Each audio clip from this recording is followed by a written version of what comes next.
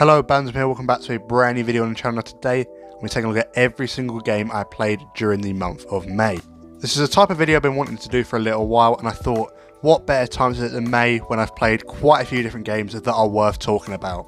So if you do go on to enjoy this video today, please like and subscribe, that would be greatly appreciated. But without further ado, let's get into the first game. So the first game that I played in the month of May was Star Wars Jedi Survivor. In my personal opinion, I do think Jedi Survivor improves upon Fallen Order in a lot of different ways that I'm going to go into. The first improvement that Jedi Survivor has over Fallen Order is this brand new stance system, and man do I love it. It is so good to be able to just choose between loads of different stances that are in the game. It's genuinely amazing. There are quite a few different stances you can choose. Some of them are like the blaster, lightsaber combination, dual wielding, double-ended lightsabers, so there is some variety when it comes to combat, which I quite like. My only problem with the stance thing is you cannot choose, you cannot change between them on the fly. You have to pick two and stick with that two until you go to a rest site and rest and change the stances from there. That's my only problem with the stance system, but apart from that, it works amazingly. I quite like the ability to choose how you use the lightsabers in combat. It's really, really good. The second thing that Jedi Survivor improves upon is the actual exploration of different planets. Now granted, there is less planets for you to explore in this game, but with that being said, you have way more exploration. It feels almost like an open world on these different planets. For me, I didn't spend too much time exploring, but if you do like exploring and seeing everything within a game, then there's certainly a lot to do here. I definitely like that aspect of it. For me, I would have preferred the Jedi Fallen Order one, but I must admit, even if I'm not going to use exploration, it's good to know that there is a lot more exploration available in this game. But yeah, overall this game just is good. It's a good game. I definitely do recommend Jedi Survivor if you've played the first one. The story is good as per usual. It just is such a fun game. The story is good, as I said. Just overall brilliant. Now before I get on to the next game, I just want to quickly mention the parkour has been improved upon, I think. It seems quicker than Fallen Order, and there is a couple of new things like grappling and grappling onto balloon things that launch you. Overall, I do think that this game improves heavily upon the first one. I also think the story is good as well. I just overall think that if you do genuinely like the Star Wars games, I think this is absolutely a great Star Wars game and definitely worth playing if you've played Fallen Order. Now, let's talk about the next game. The next game that I played was Sleeping Dogs. Sleeping Dogs was genuinely a really good game. I really enjoyed the setting, the story, set in Hong Kong obviously, something you don't typically see. The combat was good, you know, it overall was a solid game. In terms of side content away from the main story, you've got things like drug busts, street racing, just random cop jobs that you can do. You can go on dates with some of the women in the game. You can go gambling if you really want to. There's a lot to do. There's a lot of collectibles as well if you're going for the 100%, which I was going to go for, but I didn't end up doing. If you are going to go for the collectibles and the 100%, I do recommend doing what I mentioned earlier, the dates with women, because after you complete them side missions, you do unlock the collectibles appearing on your map. So if you do go for collectibles, it's much worth your time doing those dates with the women.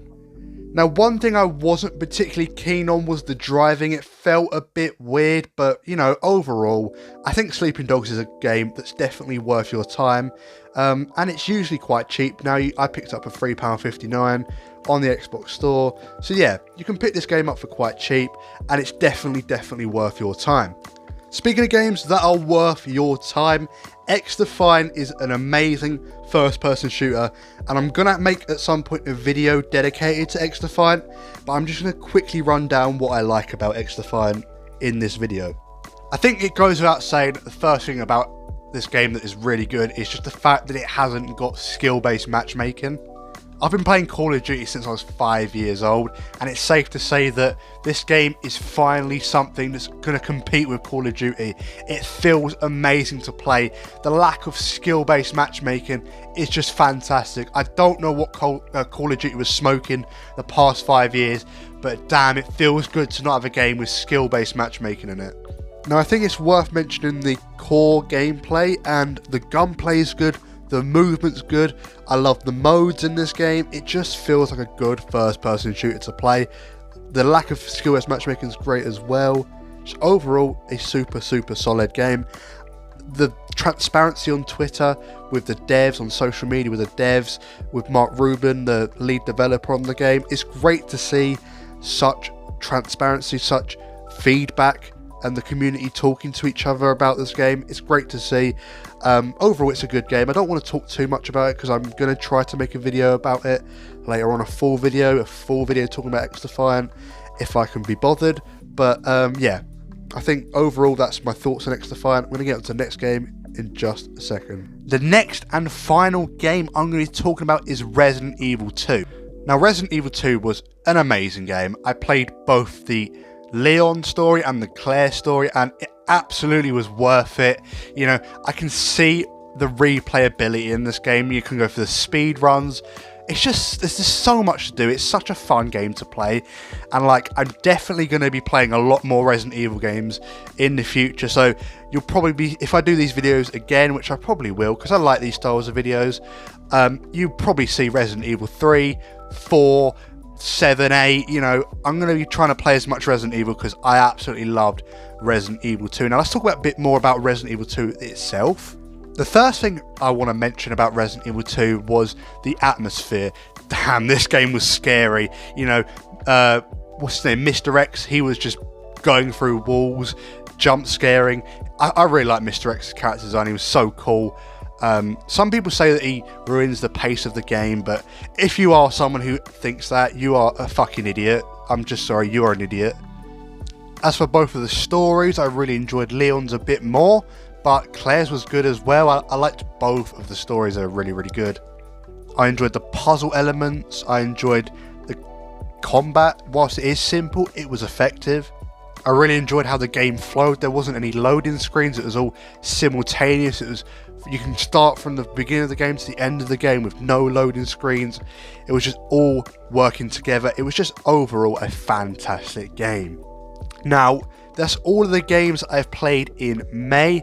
I'm currently playing through Hogwarts Legacy, so that will be in the June video.